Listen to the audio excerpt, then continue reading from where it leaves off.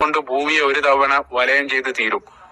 അതുകൊണ്ട് തന്നെ അതിനകത്തുള്ള ഒരു ശാസ്ത്രജ്ഞൻ, അതായത് ഈ ഇന്റർനാഷണൽ സ്പേസ് അന്താരാഷ്ട്ര ബഹിരാകാശ നിലയത്തിനകത്തിരിക്കുന്ന ഒരു ശാസ്ത്രജ്ഞനെ സംബന്ധിച്ചിടത്തോളം അദ്ദേഹത്തിന് അതിനകത്ത് 45 മിനിറ്റ് പകലും 45 മിനിറ്റ് രാത്രിയായിരിക്കും. അപ്പൊ പകലും രാത്രിയും മാറിക്കൊണ്ടേയിരിക്കും. ഒരു ദിവസം തന്നെ അദ്ദേഹം നിരവധി സൂര്യോദയവും അസ്തമയം ഒക്കെ കാണാൻ സാധിക്കും. കാരണം അത്ര വേഗതയിലാണ് അത് ഭൂമിയെ ഭ്രമണം ചെയ്തുകൊണ്ടിരിക്കുന്നത്. അപ്പൊ ആ നിലയം ഭൂമിക്ക് മീതെ സഞ്ചരിക്കുന്ന സന്ദർഭത്തിൽ പകർത്തിയ അതിമനോഹരമായിട്ടുള്ള ചിത്രമാണ് വീഡിയോയിൽ നമ്മൾ കാണുന്നത്. അതായത് മിഡിൽ ഈസ്റ്റിൽ നിന്ന് വളരെ കുറച്ച് ആളുകളെ ഇതേ രൂപത്തിലുള്ള യാത്ര നടത്തിയിട്ടുള്ളൂ. നമുക്ക് കാര്യമായിട്ട് പോയത് അമേരിക്കക്കാരും റഷ്യക്കാരും ഒക്കെയാണ്.